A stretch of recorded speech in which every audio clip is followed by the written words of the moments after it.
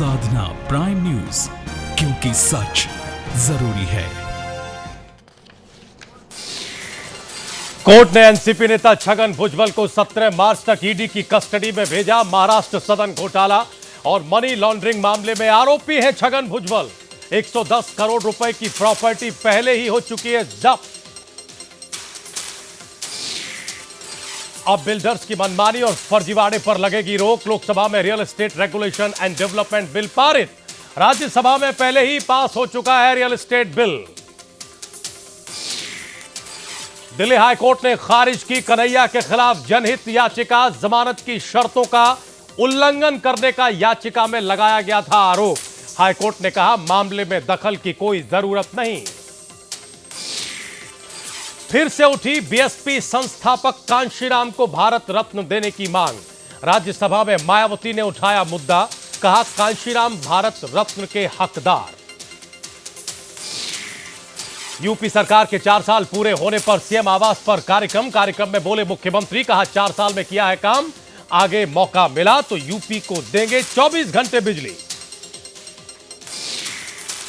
Prime news की मुहिम का असर। मुरादाबाद मंडल के कमिश्नर ने डीएम को दिए मामले में जांच के आदेश। अमरोहा की जुबिलेंट फैक्ट्री को लेकर प्राइम न्यूज लगातार दिखा रहा है खबर। फैक्ट्री के चलते लोगों में मचा है हाहाकार।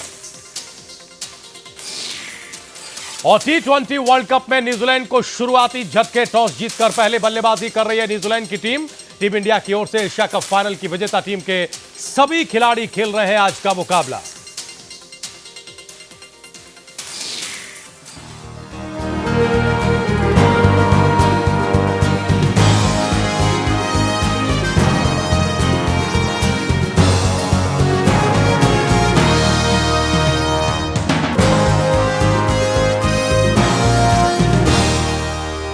नमस्कार, बहुत स्वागत है आप सभी का प्राइम न्यूज पर। मैं हूं राजीव रघुनंदन और ये वक्त प्राइम एजेंडा का है। जिम्मेदारी और जन सरोकार से जुड़े काम रंग जरूर लाते हैं और हमने उठाई है एक ऐसी जिम्मेदारी जिसे अंजाम तक पहुंचाकर ही हम दम लेंगे, ये हमारा भरोसा है। हम लगातार लोगों को एक ऐसे सच से रूबरू करा रहे हैं जो सवाल पूछ रहे हैं। सवाल यह कि आखिर लोगों की जिंदगियों को तबाही की कगार पर पहुंचाने का जिम्मेदार कौन है। हम जनप्रतिनिधियों और शासन प्रशासन के नुमाइंदों से भी यही सवाल पूछ रहे हैं कि आखिर वो कब अपनी जिम्मेदारी समझेंगे और अपनी आंखों को खोलेंगे। ये जंग सिर्फ हमारी नहीं है, ये जंग उन तमाम लोगों की भी है जिनका जन सरोकारों से लगाव है।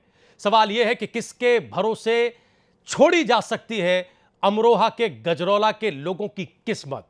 दिल्ली से करीब 105 किलोमीटर दूर गजरौला इलाके के लोग मुश्किल में हैं। जुबिलेंट नाम की फैक्ट्री से निकलने वाले केमिकल कचरे और जहरीली गैसों ने लोगों का जीना दुश्वार कर रखा है। लोग कई तरह की परेशानियों और बीमारियों से घिरे हुए हैं। फैक्ट्री से निकला केमिकल कचरा किसानों की फसलें बर्बाद कर रहा है। ट्यूबवेल से लाल और पीला पानी निकलता है। बदबू इतनी जो आज हमने दिन में दिखाया, उस पानी को पीना तो दूर की बात है, हाथ और मुंह भी आप नहीं धो सकते। इतनी भयावह स्थिति के बाद भी अगर प्रशासन को सब कुछ ठीक दिखता है या फिर कुछ गड़बड़ दिखती है तो कहीं ना कहीं बड़ी गड़बड़ जरूर है। सवाल है कि इस गड़बड़ी को ठीक कौन करेगा। हम अपने दर्शकों से ये उम्मीद करते हैं कि आप हमारे साथ इस मुहिम में जुड़िए और भविष्य को बचाने का काम करिए। हम पढ़ते लिखते तो बहुत है कि जल ही जीवन है, लेकिन उसी जल को नष्ट और खराब करने का काम हम कर रहे हैं, क्योंकि आज उनकी मुश्किलें कल हमारी और आपकी पीड़ा बन सकती हैं। आज का प्राइम एजेंडा इसी मसले पर है। हम कार्यक्रम शुरू करें इससे पहले हमारी रिपोर्ट देखिए।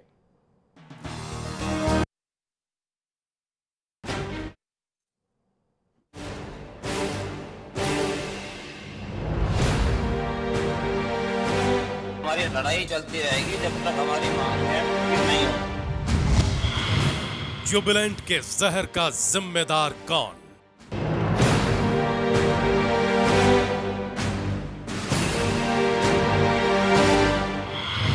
कब टूटेगी शासन प्रशासन की नींव?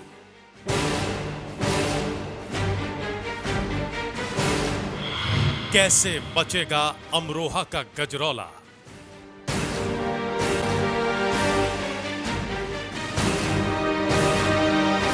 सच्चाई दबाई नहीं जा सकती और नहीं छिपाई जा सकती है। एक ऐसे ही सच को हम सोमवार से लगातार प्राइम न्यूज पर अपने दर्शकों को दिखा रहे हैं। हम बता रहे हैं कि कैसे उत्तर प्रदेश के अमरोहा जिले के गजरौला इलाके के लोग मुश्किलों से जूझ रहे हैं। लोग अपनी पीड़ा प्राइम न्यूज को बता रहे हैं। वो बता रहे हैं कि कैसे गजरौला की जुबिलेंट फैक्ट्री ने उनकी जिंदगी तबाह करके रख दी है। इलाके के लोग फैक्ट्री की वजह से इस कदर परेशान हैं कि वो चाहते हैं कि किसी भी हाल में ये फैक्ट्री बंद हो, चाहे इसके लिए उन्हें कोई भी कुर्बानी क्यों न देनी पड़े।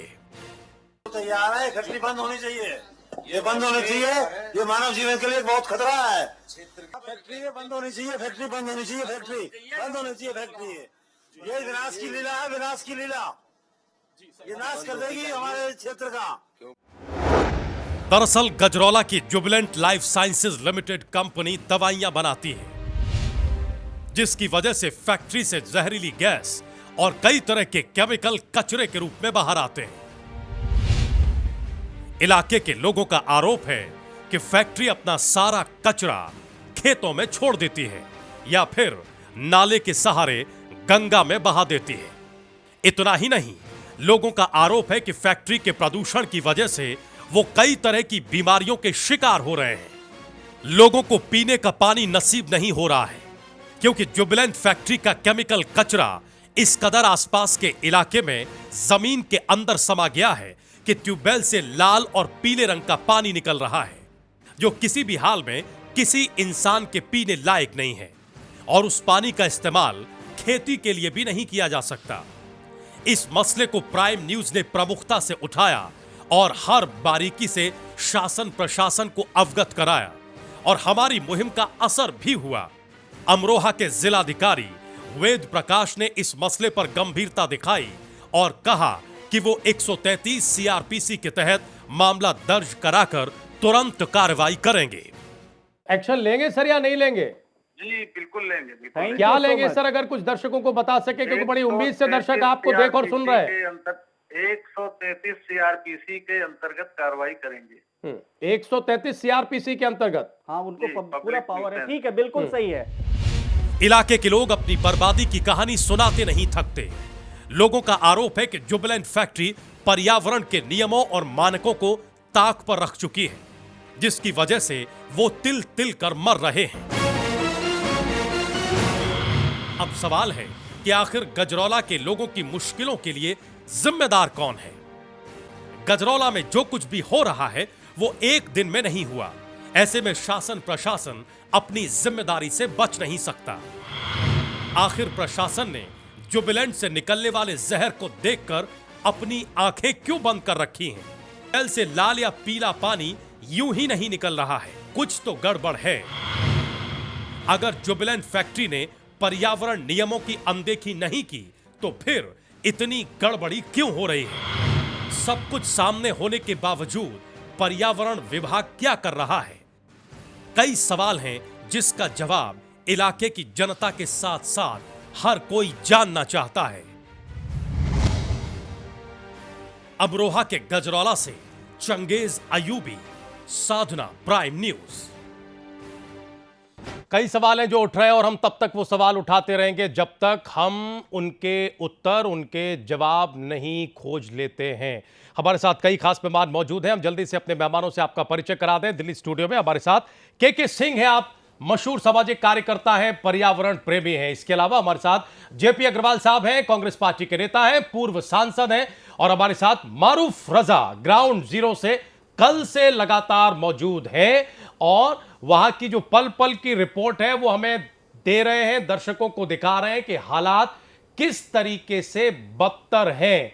हम तो कल सिर्फ यही सोचकर दिखा रहे थे कि ये तस्वीर सिर्फ बदरंग है। बदरंग का अर्थ है कि कुछ रंग तो इसमें शायद हो, लेकिन जैसे जैसे ये तस्वीर बड़ी हो रही है ऐसा लग रहा है कि इसमें अब ढूंढने को रंग बचे नहीं हैं। आज जिस तरीके से वहां सारा गांव इकट्ठा हुआ, शहबाजपुर डेरा, और उस गांव के तमाम लोग एक सुर में ये कह रहे थे कि कितनी मुश्किलें उनके लिए यहां जीवन यापन की हो गई हैं। हम जेपी अग्रवाल साहब से जरा पूछें कि कांग्रेस पार्टी इस तरह के सेंसिटिव मुद्दों को लेकर कितनी गंभीर है, जिम्मेदार कौन है जो सवाल हम लगातार उठा रहे हैं। यह प्रश्न लेकर हम केके जी के पास आए, क्योंकि आज कमिश्नर साहब ने भी हमें भरोसा दिलाया कि वो इस पर कार्रवाई करेंगे, डीएम को बोलेंगे कि वो इसकी जांच करें। हालांकि जांचें अब तक होती नहीं हैं। अब अंदाजा आप लगाइए, आप पढ़े लिखे दर्शक हैं, कि जांचें होती रही इस देश में, इस प्रदेश में, अमरोहा के गजरौला में, और जांचें होने के बावजूद स्थिति ये भयानकतम होती गई। यानी जो 10 किलोमीटर का इलाका है, इसमें पानी लाल होता गया, इसमें पड़ने वाले गांव के लोग लगातार बीमार होते गए। ये सब उन जांचों के बाद ही हुआ। ये सवाल लेकर हम आएंगे कि कौन जिम्मेदार है, और क्या सिर्फ जांच का भरोसा दे देना ही काफी है। इन लोगों के दिन कब सुधरेंगे, पर्यावरण स्वच्छ होगा या नहीं होगा, ये लोग मान लें कि साहब हमारी बदनसीबी है, अब हमें इसी तरह और ऐसे ही रहना है इस देश में। बड़े बड़े नारे दिए जाते हैं, उनका सच क्या यही है? क्या अमरोहा का गजरौला उन सारे नारों को जो पर्यावरण के नाम पर दिए जाते हैं, कहे जाते हैं, वो जो विज्ञापन छपते हैं, उनको आईना दिखाने का काम कर रहा है कि देखिए कितने खोखले सच और खोखले झूठ है आपके, ये हमारे सामने है। हम एक बार ग्राउंड जीरो पर जाएंगे और समझेंगे जरा कि वहां अब तस्वीर किस तरीके से बदल रही है, लोग अब क्या कह रहे हैं, क्या कुछ और नए तथ्य इसमें सामने आए हैं। मारूफ साहब, क्या स्थिति है अब वहां पर, लोग और किस तरह की बातें कर रहे हैं जैसे जैसे सामने आ रहे हैं? देखिए, जब से हमने इस मुहिम की शुरुआत की है, उस तरीके से यूं कहूं कि हर रोज हमारे इस काफिले में इजाफा होता जा रहा है। लोग खुद घरों से निकल के आ रहे हैं। हालांकि गांव है, पूरा बाहर गुप्त अंधेरा है, लोग इस वक्त अपने घरों में होते हैं, सोने की तैयारी कर रहे होते हैं, लेकिन क्योंकि ये एक अहम मुद्दा है, उनकी जिंदगी से जुड़ा हुआ, उनकी फसलों से जुड़ा हुआ, उनके बच्चों के भविष्य से जुड़ा हुआ, तो मैं कहना चाहूंगा अपने कैमरामैन को कि यहाँ खड़ी हुई भीड़ को दिखाए कि वो उस दर्द को लेकर के, उस तकलीफ को लेकर के इस वक्त हमारे साथ मौजूद है। आप देख सकते हैं राजीव, अंदाजा लगा सकते हैं कि हर तबके का व्यक्ति आपको यहाँ दिखाई देगा, मिलेगा आपको। जो यहाँ पर आया वो कहना चाहता है, वो समझाना चाहता है कि देश को और दुनिया को जिस पर्यावरण की चिंता है, आखिर वो चिंता कितनी हकीकत में बयान हो पाती है, कितनी हकीकत में उसको लिया जाता है, कितनी संजीदगी से इसको समझा जाता है। ये गांव के लोग परेशान हैं, इस वजह से है। यहाँ कोई उनको सिनेमा नहीं दिखाया जा रहा, यहाँ उनको कोई प्रलोभन नहीं दिया जा रहा, वो खुद ब खुद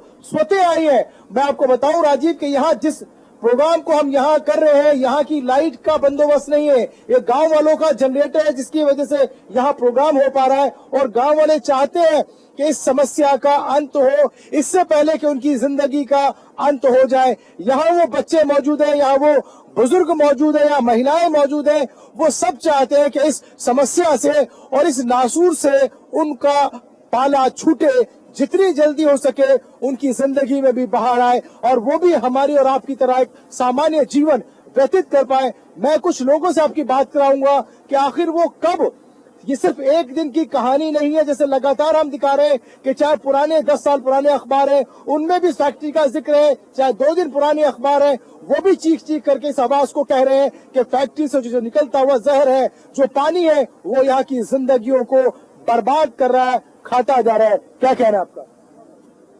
श्रीमान जी, ये जो कंपनी का पानी है लगभग हमारे यहाँ 100-150 फीट तक नीचे पहुंच चुका है। जो हमारे नलों में ये पानी आ रहा है उससे अनेक बीमारियां हमारे आदमियों को हो रही हैं, पेट की अनेक बीमारियां। उसके साथ साथ ये मौसम खराब होने पर गैसें छोड़ते हैं जिससे हमारे जितने भी यहाँ के लोग हैं उनकी आंखों में दिक्कत आ रही है। उसके साथ साथ दमा के रोगी हो रहे हैं और टीबी और कैंसर के मरीज अधिकतर इस क्षेत्र से, इस मतलब पॉल्यूशन से यहाँ पर हो रहे हैं। और उसके साथ साथ ये लोगों को प्रलोभन देते हैं कि हम उनका इलाज कराएंगे, ये करेंगे। एक उसके नाम पर इन्होंने एक चिकित्सालय खोल रखा है जहाँ की ये लोगों को 5 रुपए की पर्ची बनाते हैं और कम से कम एक मामूली मरीज को भी 200-250 रुपए की दवा बेचते हैं, पैसे लेकर देते हैं। खून चेक करते हैं उसका भी फीस लेते हैं और आपका एक्सरे करते हैं उसका भी फीस लेते हैं। ये तो यहाँ पर अपना चिकित्सालय चला रहे हैं, उससे कमाई कर रहे हैं, ना कि किसी की सेवा कर रहे हैं। आप समझ सकते हैं राजीव के पहले तो दर्द देते हैं, फिर उस दर्द की दवा भी देते हैं, लेकिन उसका भी वो उसका भी मुआवजा लेते हैं, उसका भी खामियाजा लेते हैं, और वो भुगत रहे हैं ये मासूम ग्रामीण, वो मासूम किसान जो हर तकलीफ सह रहे हैं। उसके बावजूद जब इनकी तकलीफ को उनके ही अस्पताल में ले जाके कहा जाता है तो ये तो दावा करते हैं कि हम मुफ्त में दवाइयां बांट रहे हैं, हम इनका इलाज कर रहे हैं, हम इनके लिए बढ़िया व्यवस्था कर रहे हैं, हम इनको रोजगार दे रहे हैं। लेकिन हकीकत में आप देखेंगे कि यहाँ पर अगर मैं पूछूं कि यहाँ पर गांव के कितने लोगों को रोजगार दिया गया, वो पैसे लेते हैं, पैसे लेते हैं और दुगने पैसे लेते हैं जब दवाई देते हैं, दुगने पैसे लेना है जब दवाई देते हैं। वो आंखों से बेकार, कानों से बेकार, पेट से बेकार, क्या ये देखिए यहाँ बहुत से लोग खड़े हैं, वो भी कुछ कहना चाहते हैं। बताएं कितना विकास हुआ है इस कंपनी से? विकास हुआ है, विनाश हुआ है, क्या हुआ है? विनाश हुआ है सर, कोई विनाश, मतलब जो विकास नहीं हुआ गांव के लिए, आज तक कुछ नहीं दिया इसने, ना कुछ करा है हमारे गांव के लिए। जितना हमारा गांव मतलब दिक्कत झेल रहा है उतना कोई आसपास का गांव नहीं झेल रहा है, क्योंकि गंदे की मैली की मतलब समस्या है, पानी की समस्या है, उसकी सीरे की गंदगी समस्या है, बहुत सारी समस्या गांव के लिए है। शहबाजपुर डोर गांव एक ऐसा है इस जिले के अंदर जो सबसे बड़ी समस्या मतलब झेल रहा है। हाँ, जो पूरा शहबाजपुर मतलब जो है गाँव की कम से कम 5000 की आबादी है जो झेल रहा है, और इस गाँव के अंदर कोई भी जो है नुमाइंदा ऐसा नहीं है जो क्या सब आंखों से परेशान है, सबसे आंखों में सांस के मरीज।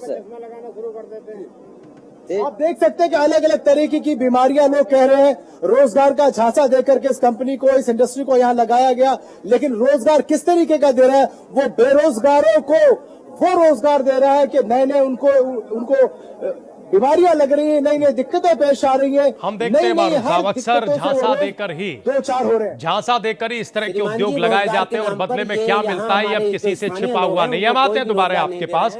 हमारे साथ कई मेहमान मौजूद हैं। हमारे साथ प्रोफेसर गुंजन कुमार जुड़ चुके हैं। आप पर्यावरण विशेषज्ञ हैं और बाय प्रोफेशन प्रोफेसर हैं, दिल्ली विश्वविद्यालय में पढ़ाते हैं। बहुत स्वागत है गुंजन जी। सबसे पहले हम जरा जेपी अग्रवाल साहब के पास जाना चाहते हैं। भारतीय जनता पार्टी के प्रतिनिधि भी अब से थोड़ी देर में हमारे साथ जुड़ेंगे। जेपी अग्रवाल साहब, जब श्री श्री रविशंकर का कार्यक्रम होना था तब हमने आपसे बात की थी और पर्यावरण को लेकर, खासतौर से यमुना बैंक को लेकर जो चिंताएं थी वो हमने शेयर की थी, दर्शकों के सामने रखी थी। लेकिन हमें ये अंदाजा नहीं था कि इतनी जल्दी राजधानी दिल्ली से 100 किलोमीटर दूर एक ऐसा इलाका होगा जहां 8-10 किलोमीटर का एरिया कंटेमिनेटेड वाटर में डूब चुका है। अभी आप सीधी प्रतिक्रियाएं सुन रहे थे गांव के लोगों की। वो ये कह रहे हैं कि 200 फीट तक फैक्ट्री का जो केमिकल कचरा है, जो दूषित पानी है, वो पहुंच गया है। हालत यह है कि आप ट्यूबवेल जैसी चीज, 4 इंच का बोर होता है ट्यूबवेल का, ट्यूबवेल से धारा प्रवाह तरीके से लाल या पीला पानी निकलता है।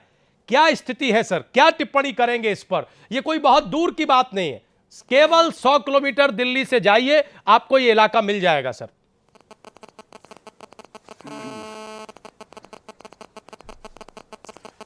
मुझे लगता है कि अगर साफ तौर पर और सीधे शब्दों में मैं आपको ये कहूं कि ये 100% लापरवाही है। सबसे पहली बात, जब आप किसी भी इंडस्ट्री को लगाने की इजाज़त देते हैं तो उससे ये एफिडेविट लेते हैं कि यहाँ पर आपके कारखाने के द्वारा कोई pollution, air pollution, water pollution नहीं होगा जिससे लोगों की सेहत पे गलत असर पड़े।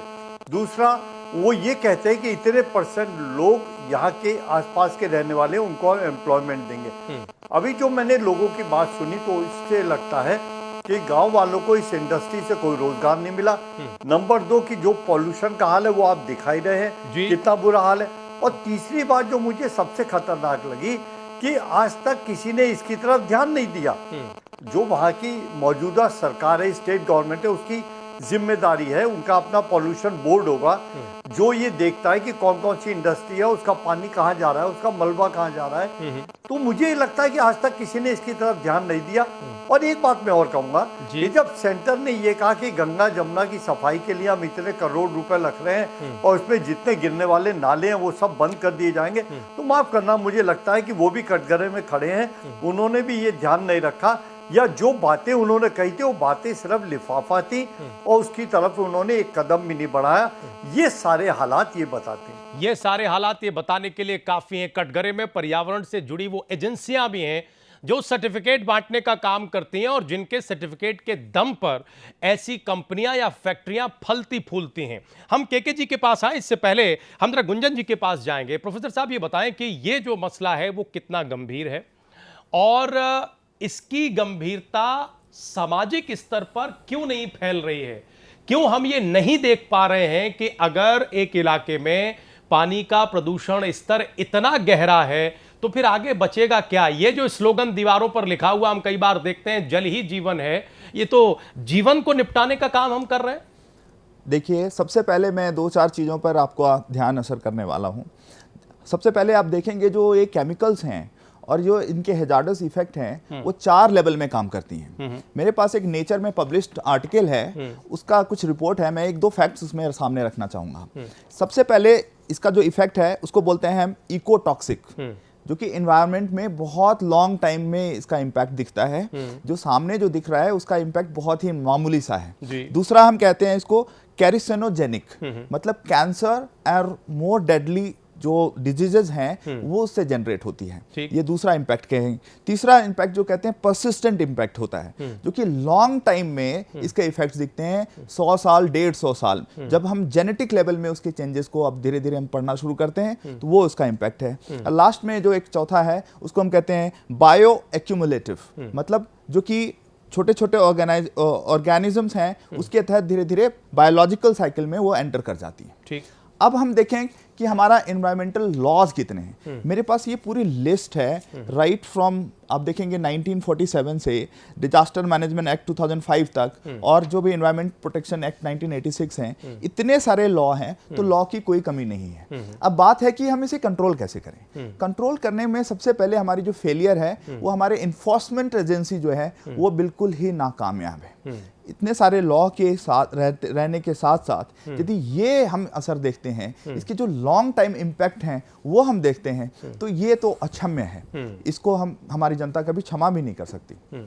तो इसलिए इसको इसके लिए आप इसे अक्षम्य कह रहे हैं, लेकिन स्थिति ये है कि तमाम गांव के लोग, सीधी तस्वीरें इस वक्त आप देख रहे हैं, सैकड़ों लोग वहां इकट्ठे हैं, कल से इकट्ठे हैं, अपनी बात को रख रहे हैं, क्योंकि प्राइम न्यूज़ के तौर पर उन्हें एक उम्मीद की किरण दिखाई दे रही है।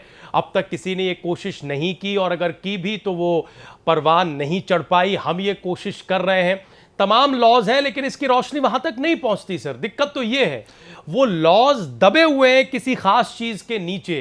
वो जो एजेंसियां जो मैंने जिक्र किया कि जो सर्टिफिकेट बांटने का काम करती हैं, उनकी नीयत में खोट है, क्योंकि अगर नहीं होती तो ये स्थिति, ये हालात नहीं बनते। नहीं, बिल्कुल सही कह रहे हैं आप। देखो, आप सबसे पहले तो मैं धन्यवाद करना चाहूँगा प्राइम न्यूज़ को, जो कि ऐसे मामले को भी इन्होंने अपने प्राइम टाइम में दिखाने का प्रयत्न किया है। आपको इसके लिए तहे दिल से मेरा धन्यवाद है।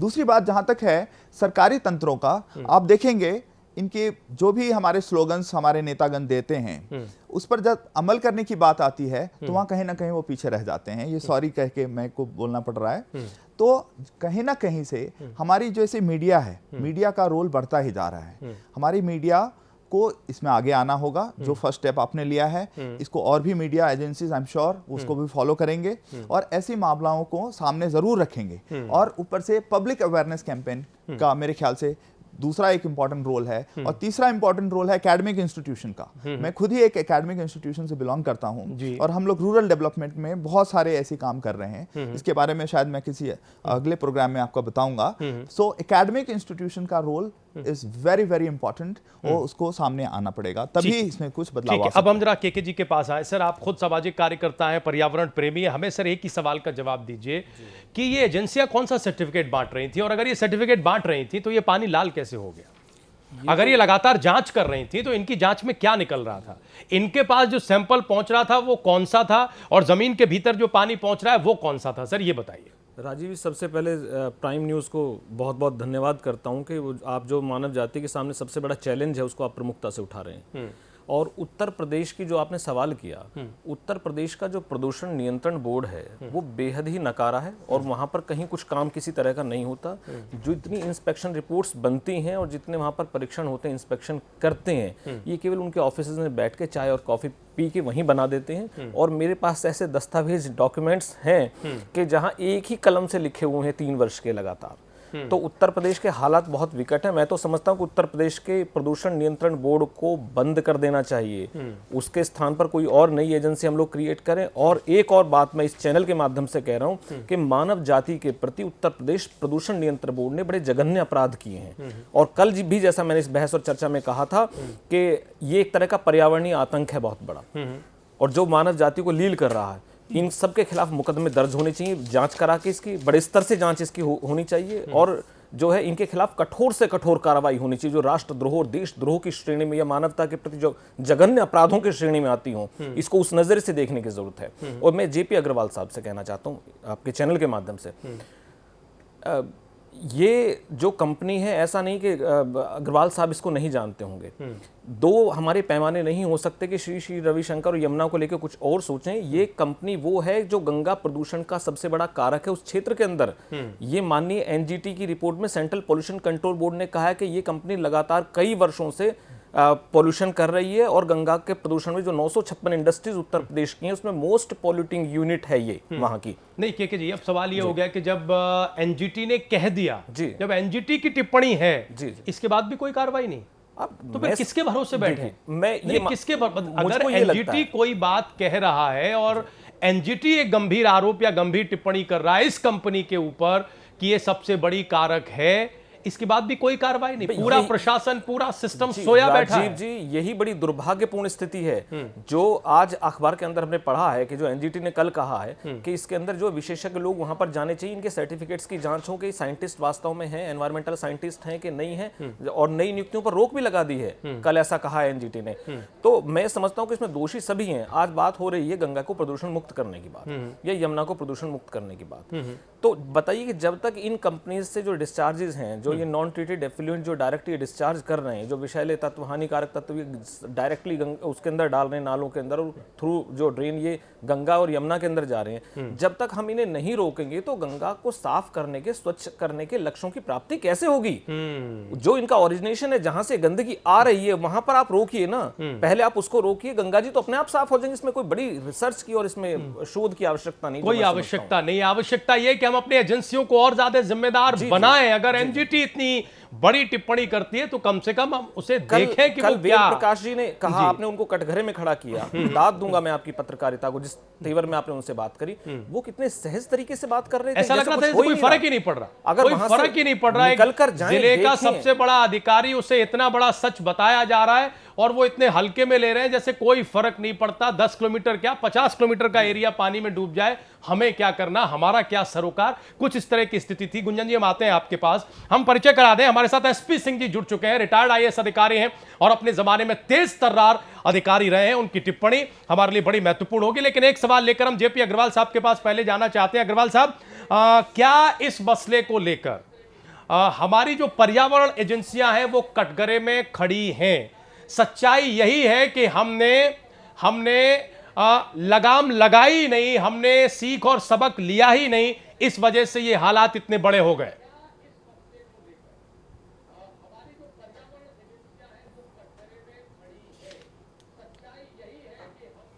लगता है अग्रवाल साहब तक आवाज नहीं पहुंच रही, हम दोबारा उनसे संपर्क करने की कोशिश करेंगे। एसपी सिंह साहब हमारे साथ जुड़ चुके हैं। एसपी सिंह साहब, बहुत स्वागत है प्राइम एजेंडा में। हम अमरोहा के गजरौला की बदरंग तस्वीर पिछले 48 घंटों से अपने दर्शकों के सामने रख रहे हैं। हमें कुछ भरोसे तो मिले हैं कि इस पर कार्रवाई होगी, लेकिन लगता है ऐसा है कि इन भरोसों से तस्वीर बदलने वाली नहीं है।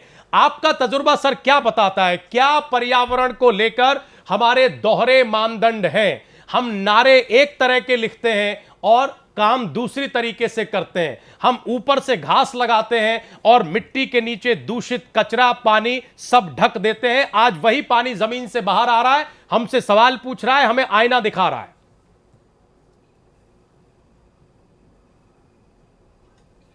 देखिए, उत्तर प्रदेश सरकार का जो रवैया है वो उद्योगों को ना तो बढ़ावा दे पा रहे हैं, और जो उद्योग हैं उन उद्योगों का में जो नियमों का अतिक्रमण हो रहा है, उल्लंघन हो रहा है, उसको भी नहीं देख पा रहे हैं। आपको याद होगा उत्तर प्रदेश पॉल्यूशन बोर्ड में अध्यक्षों की तैनाती और उनको निकालने का काम निरंतर होता रहा है सरकार में।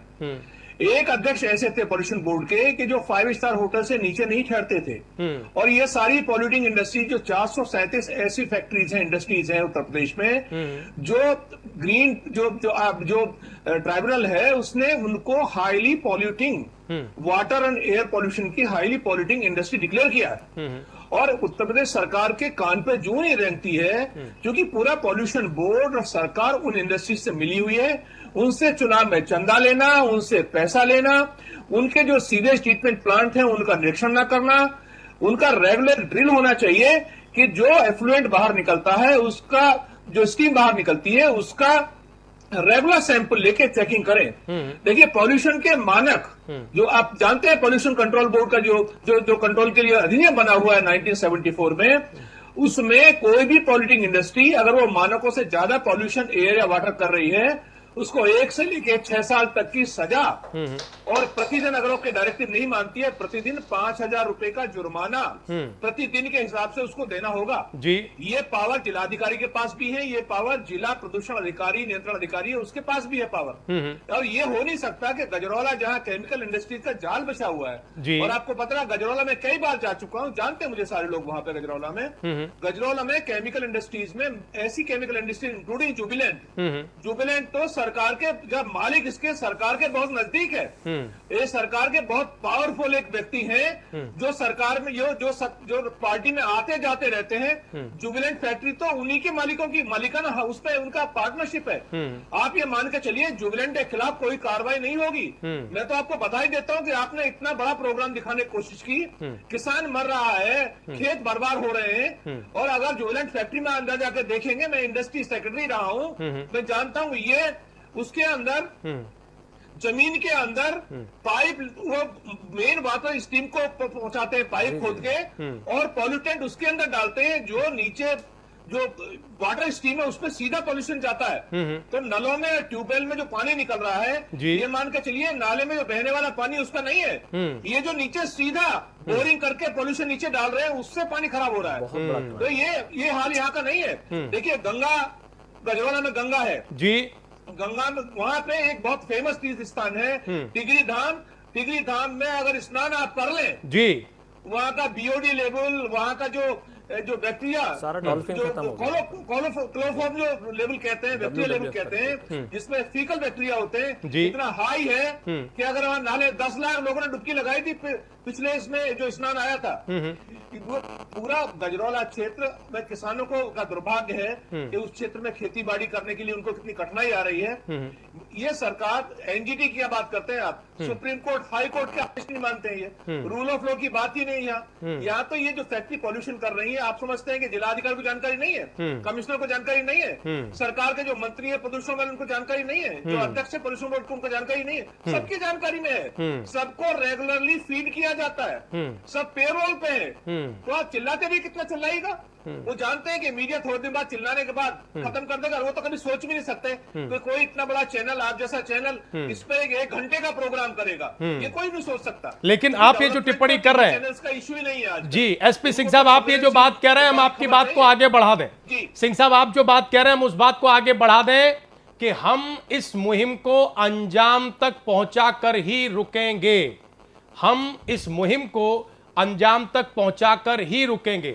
हम ये समझते हैं कि अमरोहा और गजरौला उत्तर प्रदेश के ही इलाके हैं, इस देश के ही इलाके हैं।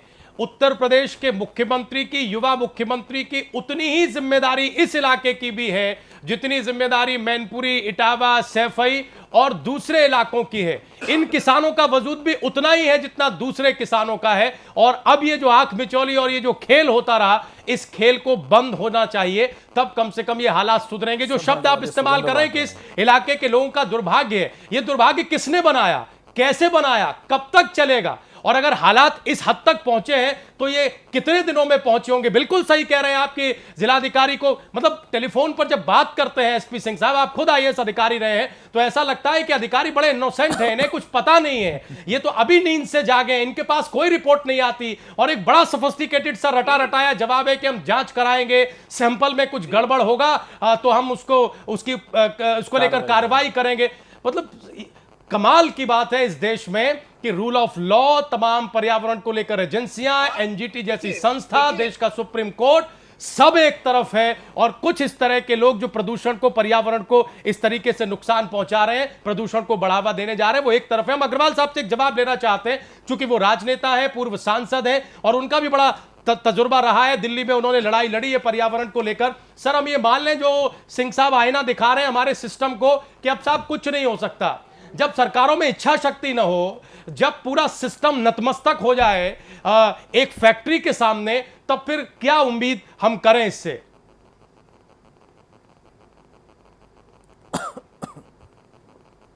सर मैं सिंह साहब से बिल्कुल सहमत नहीं हूँ। सिंह साहब एक सीनियर ऑफिसर रहे हैं और वो कह रहे हैं वो इंडस्ट्री में भी रहे हैं तो ये भी कार्रवाई कर सकते थे। अब जिम्मेदारी दो जगह बांटी जा सकती है, एक स्टेट गवर्नमेंट की, एक सेंट्रल गवर्नमेंट की। सेंट्रल गवर्नमेंट ने भी एक पोल्यूशन बोर्ड बनाया है गंगा के लिए और एक बनाया जमुना के लिए, और जिसमें उन्होंने चिन्हित किया है कि कितनी ऐसी इंडस्ट्री हैं जो इंडस्ट्री पोल्यूशन की वजह से गंगा को या जमुना को गंदा कर रही है, और तभी उन्होंने कहा था वो डेवलपमेंट बोर्ड उसके ऊपर काम करेगा।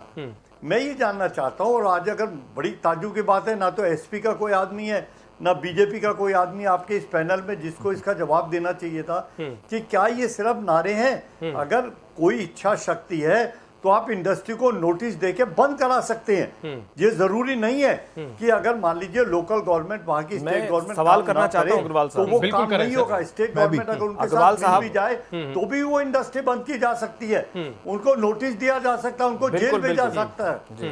अग्रवाल साहब सवाल करें आप अपना सवाल करें। 10 वर्ष तक आपकी सरकार रही केंद्र के अंदर, और मैं इस चैनल के माध्यम से बड़ी जिम्मेदारी के साथ इस बात को कह रहा हूं, ये जो इंडस्ट्री है ये आपकी पार्टी की राष्ट्रीय अध्यक्ष महोदया की मित्र की कंपनी है। ये जब राहुल जी को पूरे देश के अंदर तकलीफ, कोई दर्द दिखाई देता है तुरंत जाते हैं।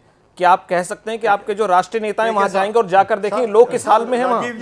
राजीव जी सर जवाब दीजिए। नहीं, इसका ये राजनीतिक पहलू है। आप बार बार समाजवादी पार्टी या भारतीय जनता पार्टी कह रहे हैं, मैं पूरे सिस्टम की बात कर रहा हूं। मैं एक बार एक एडिशन करना चाहूंगा। नहीं, सही बात कह रहा हूं। जवाब लेते हैं, फिर गुंजन जी आपकी बात भी सुनें। तरीका सही नहीं है। अच्छा, गुंजन जी की भी बात सुन लीजिए। अग्रवाल साहब गुंजन जी की बात सुन लीजिए, फिर जवाब दे दीजिएगा। केंद्रीय प्रदूषण बोर्ड तो था 10 वर्ष तक, गुंजन जी की बात। वहां पर आपकी पार्टी के सारे वीआईपीज वहीं पर रुकते हैं। वहां पर पर्सनल आक्षेप करेंगे तो नहीं, व्यक्तिगत टिप्पणी नहीं सर, हम इस बड़े गंभीर मुद्दे पर बने हुए हैं, ये जिम्मेदारी और की हम बात सिर्फ है। गंभीर मुद्दे पर ही बने रहना चाहते हैं। कोई राजनीति नहीं चाहिए, 2 बार कहा कोई राजनीति नहीं चाहिए, सिर्फ और सिर्फ पर्यावरण का मुद्दा है, प्रदूषण का मुद्दा है। गुंजन जी अग्रवाल जी ये आक्षेप है, ये सत्यता नहीं है क्या? क्या बात करते हैं आप जिम्मेदारी, आप क्या करेंगे? अग्रवाल साहब आप भी पॉलिटिकल आदमी हैं।